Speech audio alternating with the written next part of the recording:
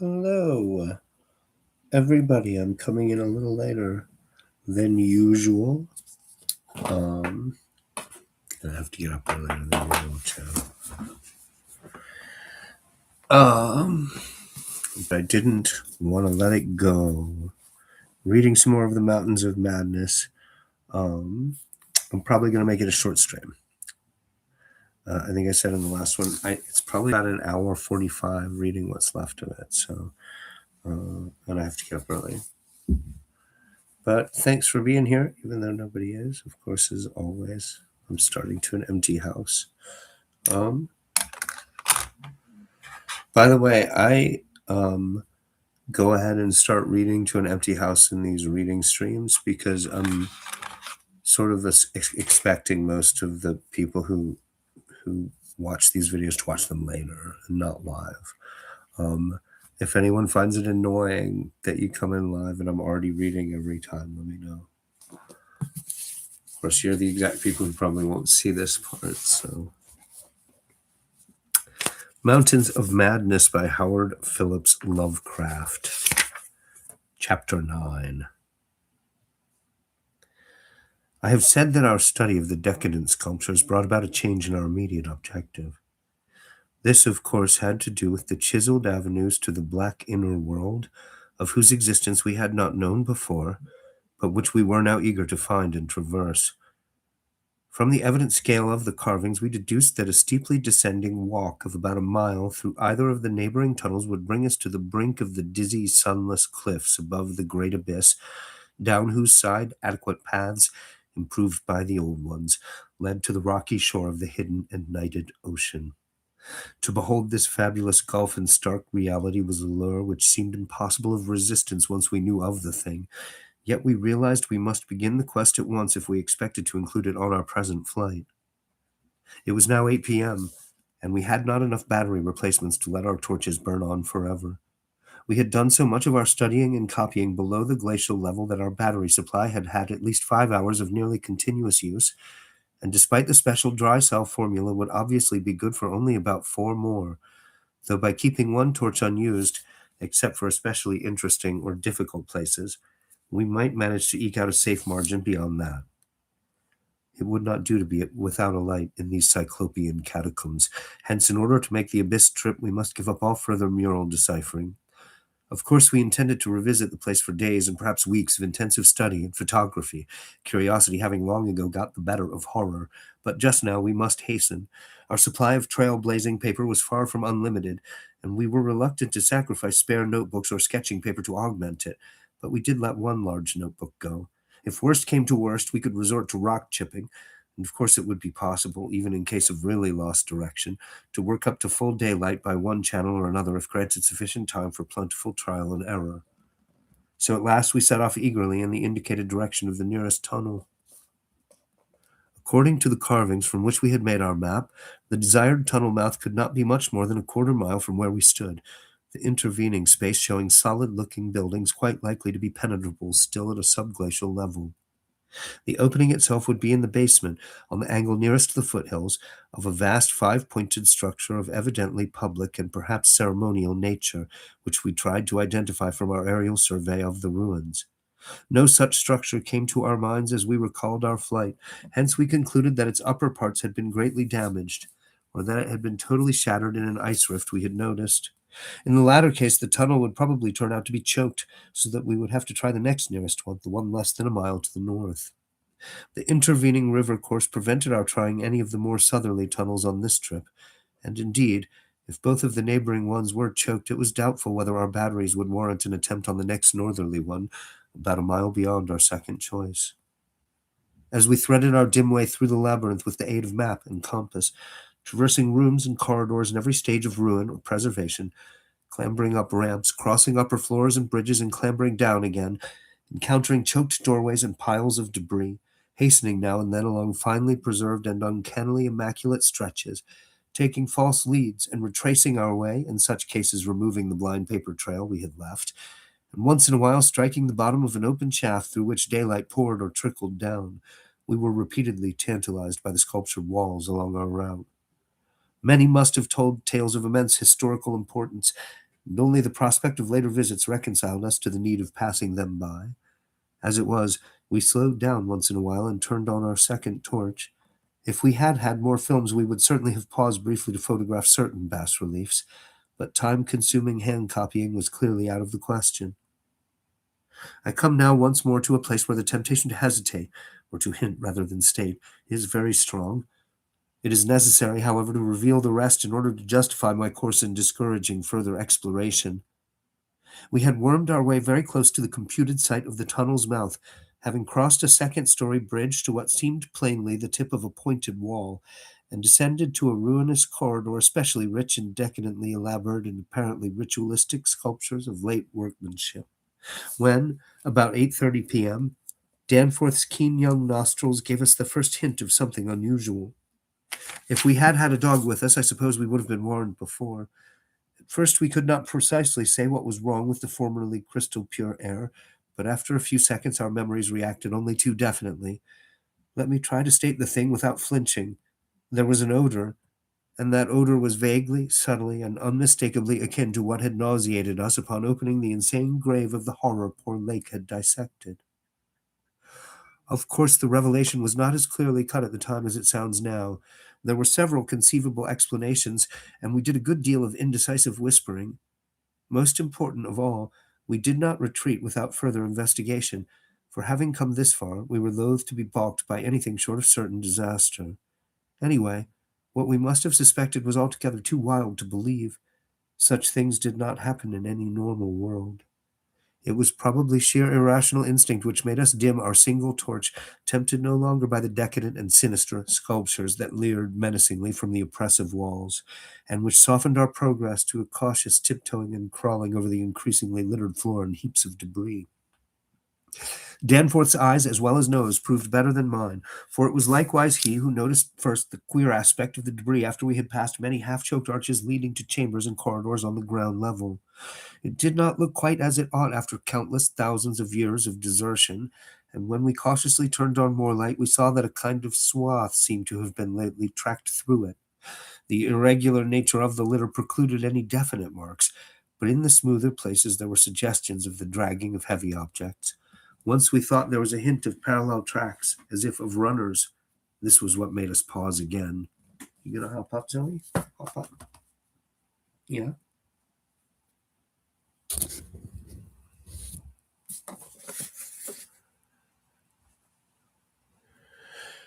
It was during that pause that we caught, simultaneously this time, the other odor ahead.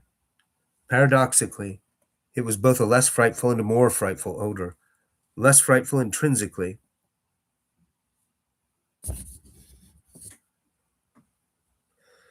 Less frightful intrinsically, but infinitely appalling in this place under the known circumstances.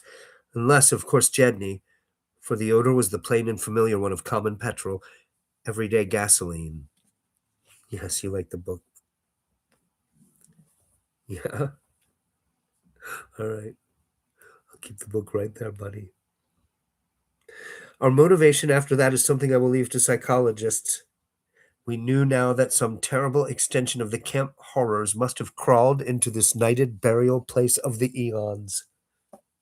Hence, you gonna settle, buddy? Hence could not doubt any longer the existence of nameless conditions, present or at least recent, just ahead. Yet in the end, we did let sheer burning curiosity or anxiety or auto-hypnotism or vague thoughts of responsibility. No, you can't go up there. Listen, fucker. Zoe. Are you going to settle? Is this going to continue to be a problem, little friend?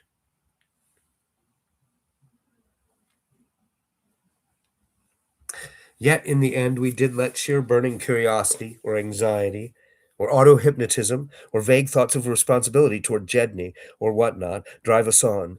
Danforth whispered again of the print he thought he had seen at the alley turning in the ruins above, and of the faint musical piping, potentially of tremendous significance in the light of Lake's dissection report, despite its close resemblance to the cave-mouth echoes of the windy peaks, which he thought he had shortly afterward half heard from unknown depths below. I, in my turn, whispered of how the camp was left, of what had disappeared, and of how the madness of a lone survivor might have conceived the inconceivable, a wild trip across the monstrous mountains and a descent into the unknown primal masonry.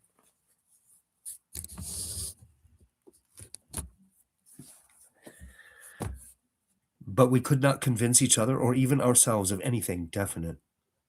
We had turned off all light as we stood still, and vaguely noticed that a trace of deeply filtered upper day kept the blackness from being absolute. Having automatically begun to move ahead, we guided ourselves by occasional flashes from our torch. The disturbed debris formed an impression we could not shake off, and the smell of gasoline grew stronger. More and more ruin met our eyes and hampered our feet, until very soon we saw that the forward way was about to cease. We had been all too correct in our pessimistic guess about that rift glimpsed from the air. Our tunnel quest was a blind one, and we were not even going to be able to reach the basement out of which the abyssward aperture opened.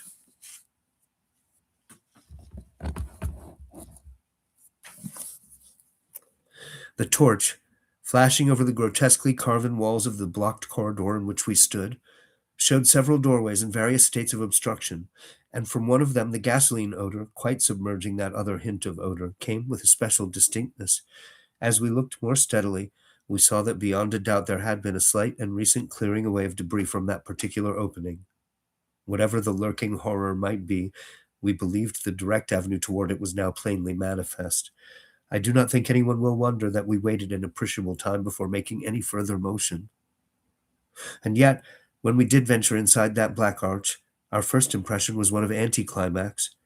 For amidst the littered expanse of that sculptured crypt, a perfect cube with sides of about 20 feet, there remained no recent object of instantly discernible size, so that we looked instinctively, though in vain, for a farther doorway. In another moment, however, Danforth's sharp vision had descried a place where the floor debris had been disturbed, and we turned on both torches full strength. Though what we saw in that light was actually simple and trifling, I am none the less reluctant to tell of it because of what it implied. It was a rough leveling of the debris, upon which several small objects lay carelessly scattered, and at one corner of which a considerable amount of gasoline must have been spilled lately enough to leave a strong odor even at this extreme super-plateau altitude. In other words, it could not be other than a sort of camp, a camp made by questing beings who, like us, had been turned back by the unexpectedly choked way to the abyss. Let me be plain. The scattered objects were, so far as substance was concerned, all from Lake's camp, and consisted of tin cans as queerly opened as those we had seen at that ravaged place, many spent matches, 3 illustrated books more or less curiously smudged, an empty ink bottle with its pictorial and instructional carton, a broken fountain pen, some oddly snipped fragments of fur and tent cloth, a used electric battery with circular of directions, a folder that came with our type of tent heater, and a sprinkling of crumpled papers. It was all bad enough, but when we smoothed out the papers and looked at what was on them, we felt we had come to the worst. We had found certain inexplicably blotted papers at the camp which might have prepared us, yet the effect of the sight down there in the pre-human vaults of a nightmare city was almost too much to bear. A mad Jedney might have made the groups of dots in imitation of those found on the greenish soapstones, just as the dots on those insane 5-pointed grave mounds might have been made, and he might conceivably have prepared rough, hasty sketches, varying in their accuracy or lack of it, which outlined the neighboring parts of the city and traced the way from a circularly represented place outside our previous route, a place we identified as a great cylindrical tower in the carvings and as a vast circular gulf glimpsed in our aerial survey, to the present 5-pointed structure and the tunnel mouth therein.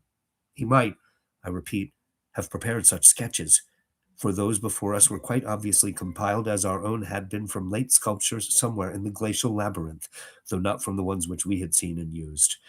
But what this art-blind bungler could never have done was to execute those sketches in a strange and assured technique perhaps superior, despite haste and carelessness, to any of the decadent carvings from which they were taken, the characteristic and unmistakable technique of the old ones themselves in the dead city's heyday.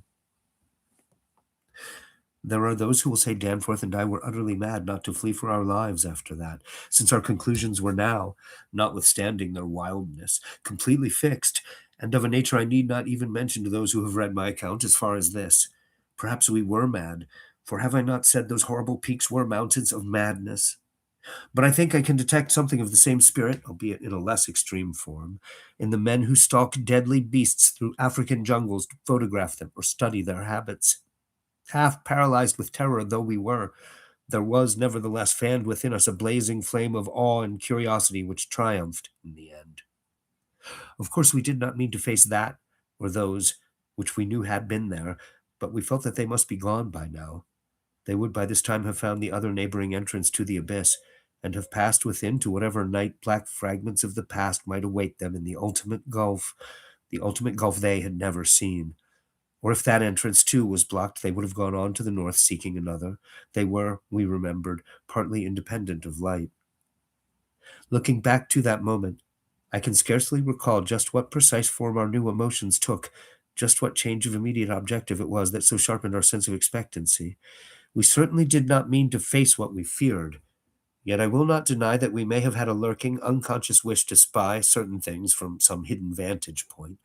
Probably we had not given up our zeal to glimpse the abyss itself, though there was interposed a new goal in the form of that great circular place shown on the crumpled sketches we had found. We had at once recognized it as a monstrous cylindrical tower figuring in the very earliest carvings, but appearing only as a prodigious round aperture from above. Something about the impressiveness of its rendering, even in these hasty diagrams, made us think that its subglacial levels must still form a feature of peculiar importance. Perhaps it embodied architectural marvels as yet unencountered by us. It was certainly of incredible age according to the sculptures in which it figured, being indeed among the first things built in the city. Its carvings, if preserved, could not but be highly significant. Moreover, it might form a good present link with the upper world, a shorter route than the one we were so carefully blazing, and probably that by which those others had descended. At any rate, the thing we did was to study the terrible sketches, which quite perfectly confirmed our own, and start back over the indicated course to the circular place, the course which our nameless predecessors must have traversed twice before us. The other neighboring gate to the abyss would lie beyond that. I need not speak of our journey, during which we continued to leave an economical trail of paper, for it was precisely the same in kind as that by which we had reached the cul-de-sac, except that it tended to adhere more closely to the ground level and even descend to basement corridors. Every now and then we could trace certain disturbing marks in the debris or litter underfoot. And after we had passed outside the radius of the gasoline scent, oh, I accidentally hit something. Sorry. And after we had passed outside the radius of the gasoline scent, we were again faintly conscious, spasmodically, of that more hideous and more persistent scent. After the way had branched from our former course, we sometimes gave the rays of our single torch a furtive sweep along the walls, noting in almost every case the well-nigh omnipresent sculptures, which indeed seemed to have formed a main aesthetic outlet for the old ones. About 9:30 p.m., while traversing a vaulted corridor whose increasingly glaciated floor seemed somewhat below the ground level and whose roof grew lower as we advanced, we began to see strong daylight ahead and were able to turn off our torch. It appeared that we were coming to the vast circular place, and that our distance from the upper air could not be very great. The corridor ended in an arch surprisingly low for these megalithic ruins, but we could see much through it even before we emerged. Beyond there stretched a prodigious round space, fully 200 feet in diameter, strewn with debris and containing many choked archways corresponding to the one we were about to cross. The walls were, in available spaces, boldly sculptured into a spiral band of heroic proportions, and displayed, despite the destructive weathering caused by the openness of the spot, an artistic splendor far beyond anything we had encountered before. The littered floor was quite heavily glaciated, and we fancied that the true bottom lay at a considerably lower depth. But the salient object of the place was the titanic stone ramp which, eluding the archways by a sharp turn outward into the open floor, wound spirally up the stupendous cylindrical wall like an inside counterpart of those once climbing outside the monstrous towers or ziggurats of antique Babylon. Only the rapidity of our flight and the perspective which confounded the descent with the tower's inner wall had prevented our noticing this feature from the air, and thus caused us to seek another avenue to the subglacial level. Pabodie might have been able to tell what sort of engineering held it in place, but Danforth and I could merely admire and marvel. We could see mighty stone corbels and pillars here and there, but what we saw seemed inadequate to the function performed. The thing was excellently preserved up to the present top of the tower, a highly remarkable circumstance in view of its exposure, and its shelter had done much to protect the bizarre and disturbing cosmic sculptures on the walls. As we stepped out into the awesome half-day light of this monstrous cylinder bottom, 50 million years old and without doubt the most primally ancient structure ever to meet our eyes, we saw that the ramp traversed sides stretched dizzily up to a height of fully 60 feet. This, we recalled from our aerial survey, meant an outside glaciation of some 40 feet, since the yawning gulf we had seen from the plain had been at the top of an approximately 20-foot mound of crumbled masonry, somewhat sheltered for three-fourths of its circumference by the massive curving walls of a line of higher ruins. According to the sculptures, the original tower had stood in the center of an immense circular plaza, and had been perhaps 500 or 600 feet high, with tiers of horizontal discs near the top, and a row of needle-like spires along the upper rim. Most of the masonry had obviously toppled outward rather than inward, a fortunate happening, since otherwise the ramp might have been shattered and the whole interior choked. As it was, the ramp showed sad battering, whilst the choking was such that all the archways at the bottom seemed to have been recently half cleared. It took us only a moment to conclude that this was indeed the route by which those others had descended, and that this would be the logical route for our own ascent despite the long trail of paper we had left elsewhere. The tower's mouth was no farther from the foothills and our waiting plain than was the great terraced building we had entered, and any further subglacial exploration we might make on this trip would lie in this general region. Oddly, we were still thinking about possible later trips, even after all we had seen and guessed. Then, as we picked our way cautiously over the debris of the great floor, there came a sight which for the time excluded all other matters. It was the neatly huddled array of three sledges in that farther angle of the ramp's lower and outward projecting course which had hitherto been screened from our view. There they were, the three sledges missing from Lake's camp, shaken by hard usage which must have included forcible dragging along great reaches of snowless masonry and debris, as well as much hand portage over utterly unnavigable places. They were carefully and intelligently packed and strapped, and contained things memorably familiar enough: the gasoline stove, fuel cans, instrument cases, provision tins, tarpaulins obviously bulging with books, and some bulging with less obvious contents, everything derived from Lake's equipment. After what we had found in that other room, we were in a measure prepared for this encounter. The really great shock came when we stepped over and undid one tarpaulin whose outlines had peculiarly disquieted us. It seems that others as well as Lake had been interested It seems that others as well as Lake had been interested in collecting typical specimens, for there were two here, both stiffly frozen, perfectly preserved, patched with adhesive plaster where some wounds around the neck had occurred, and wrapped with patent care to prevent further damage. They were the bodies of young Jedney and the missing dog.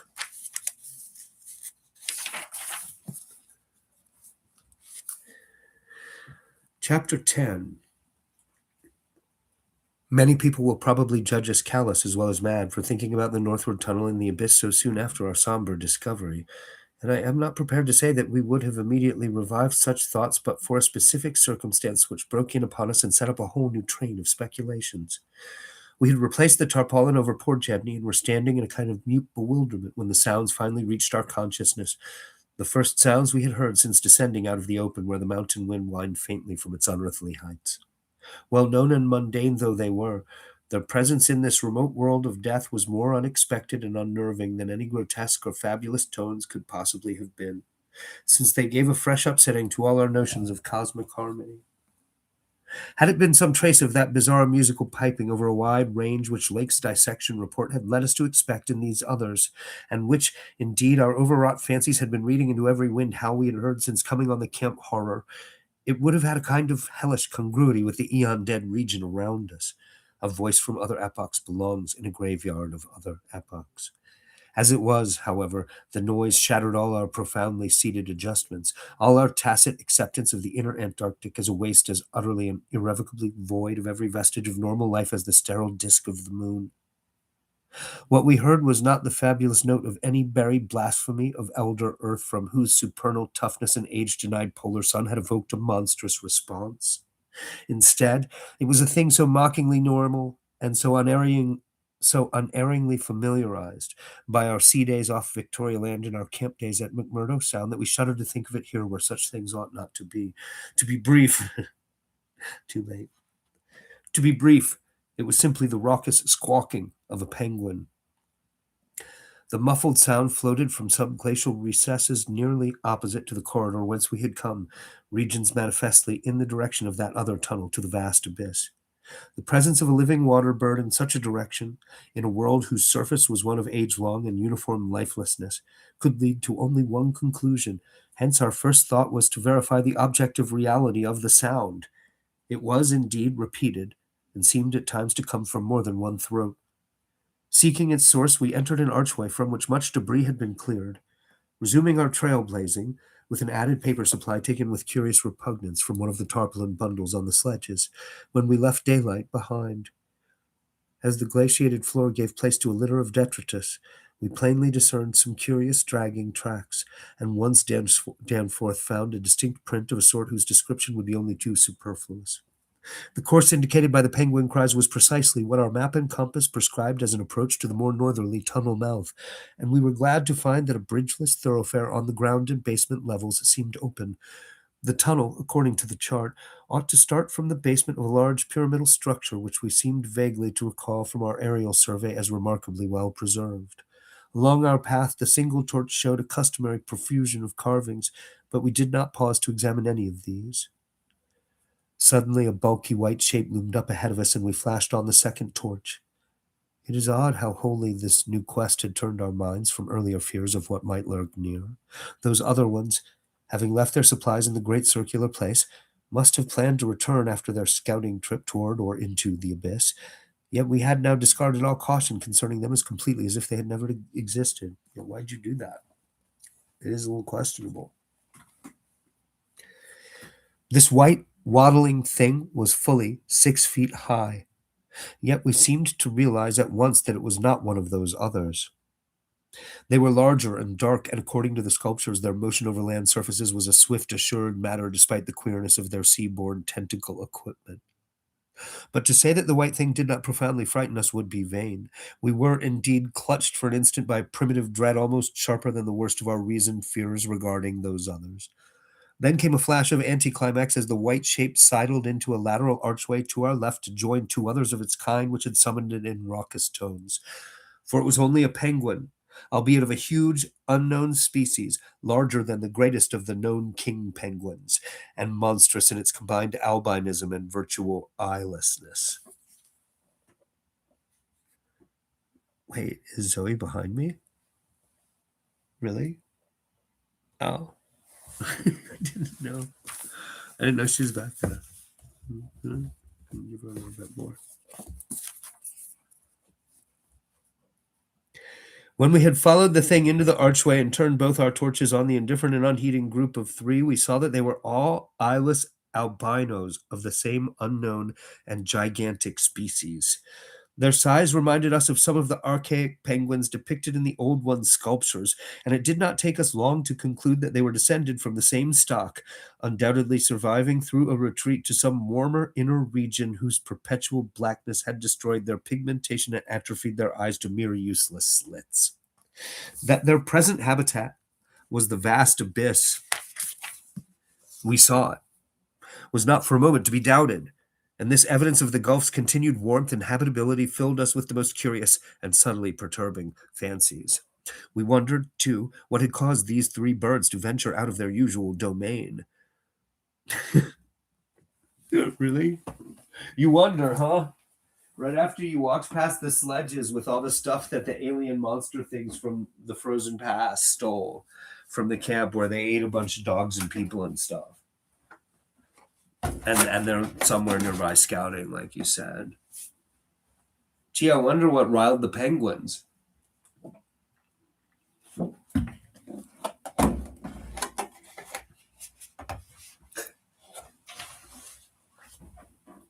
It's weird also that he even knows the penguins are upset.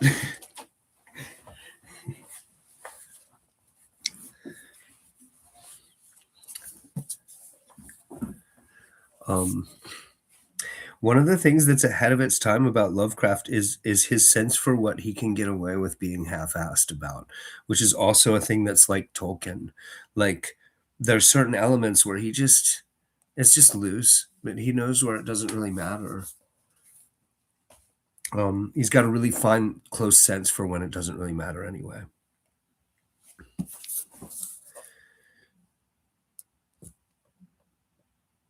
We wondered too what had caused these three birds to venture out of their usual domain.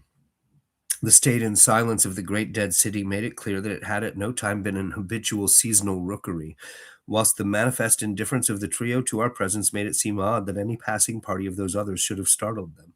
It's another research point that he didn't get right because he didn't have a whole bunch of beta readers.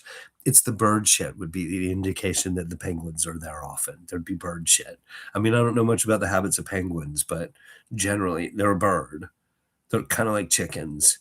So I'd assume. But he also has them tearing up little pieces of paper to leave a trail through a cave, which is like, good luck with good luck with that. He did say it was windless. I mean, um, where was I? Um,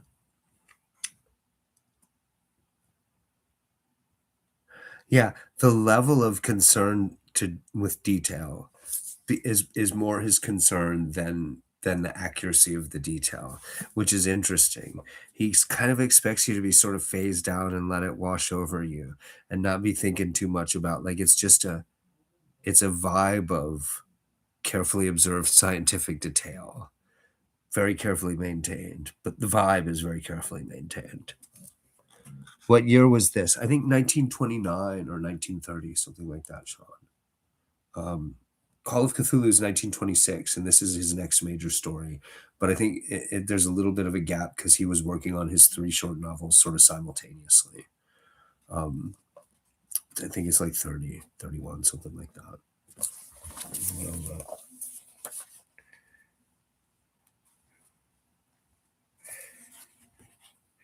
The timeline in the back includes a bunch of the influences on his work, which is really cool. Like it has the dates of publication of major Lovecraftian fiction from before Lovecraft. I'm pretty sure Joshi put this together, this timeline. Um,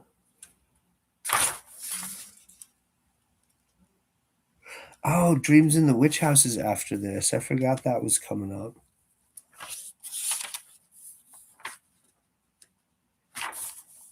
This wasn't published when he wrote it, is part of the problem I'm having here. Here it is 1936. Yeah. And it was it was serialized in Astounding Stories, which wasn't a normal market for him. I think he had trouble placing it. He was ranging kind of farther out, looking for a place to publish it. Um, yeah, right before World War II. Well, Sean, it's weird how I feel like when I first read his work in order, I feel like, and knowing that in the 30s, he lived briefly in a big city in a very urban and mixed neighborhood, and his marriage didn't work out, and he didn't like living in the city, but it cured him of being racist. He came out of it being an egalitarian, if not an outright socialist, and you can see this weird transformation within the stories. So, like, this story is where the turn starts to happen, where it's about some kind of dark mystical awe and wonder in the face of the unknown. He keeps emphasizing that these non-human things are people like them. They're just strange bat plant monsters, but they're thinking people. Um, and in the last few major stories, that sort of develops. Like his xenophobia starts to develop into a critique of xenophobia in a really interesting way. And given that the culture writ broad, low and high of storytelling in the United States cured itself of casual racism during World War II for all kinds of obvious reasons. I really wonder what Lovecraft's work post World War II would have been like. He died young of some kind of fast acting gut. I don't think it's cancer, but it's some kind of gut problem. He died when he was 47. So it's reading his work in order. You can feel it sort of gather itself that he was about to break through and do something different and to leap forward and of length. Like he's working up to longer and longer stories too. Um,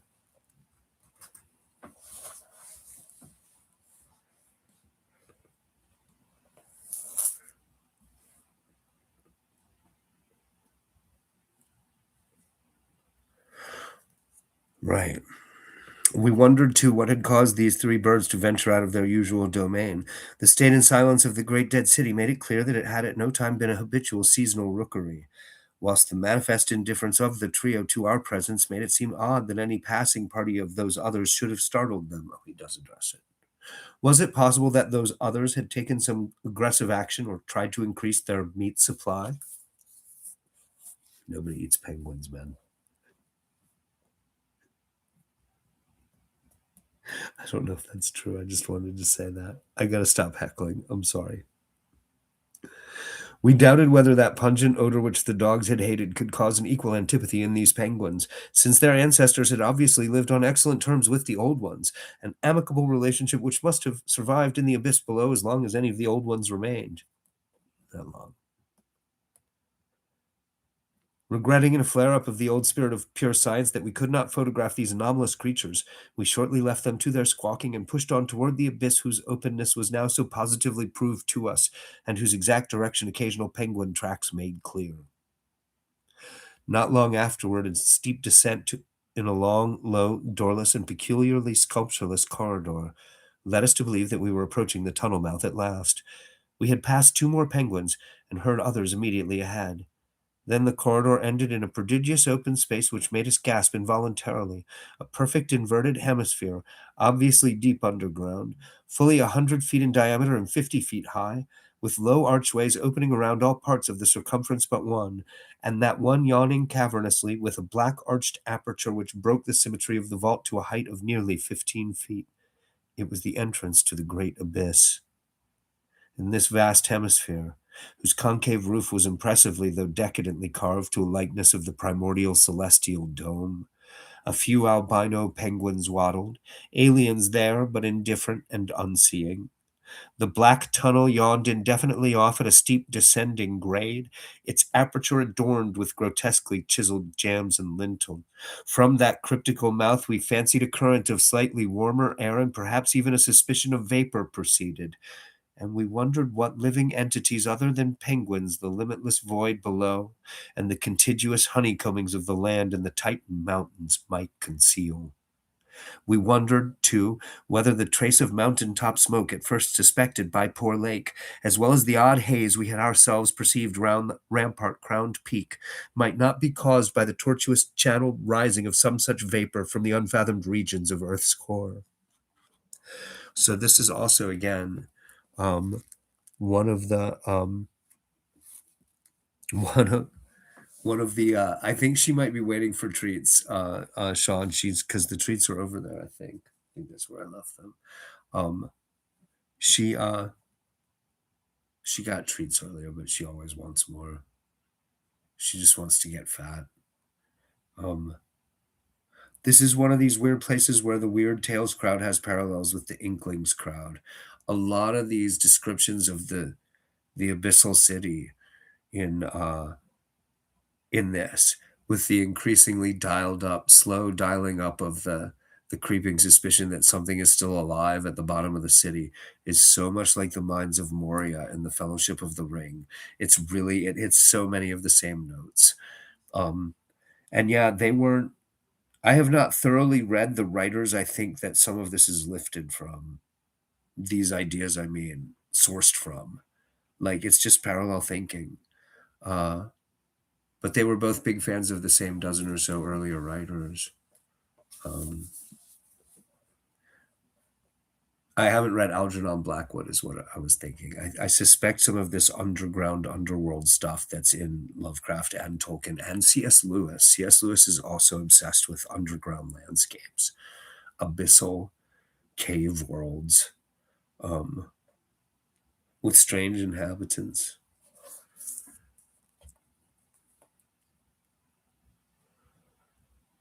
Entering the tunnel, we saw that its outline was, at least at the start, about 15 feet each way, sides, floor, and arched roof composed of the usual megalithic masonry. The sides were sparsely decorated with cartouches of conventional designs in a late decadent style, and all the construction and carving were marvelously well preserved. The floor was quite clear, except for a slight detritus bearing outgoing penguin tracks and the inward tracks of those others. The farther one advanced, the warmer it became, so that we were soon unbuttoning our heavy garments. Okay, when do they decide to just back up? It's warm enough to start unbuttoning it in Antarctica. I would just be like, we should come back later with more guys and like some guns and stuff, maybe. I mean, I'm not an explorer, so I don't really, know how they do their thing. Explorers.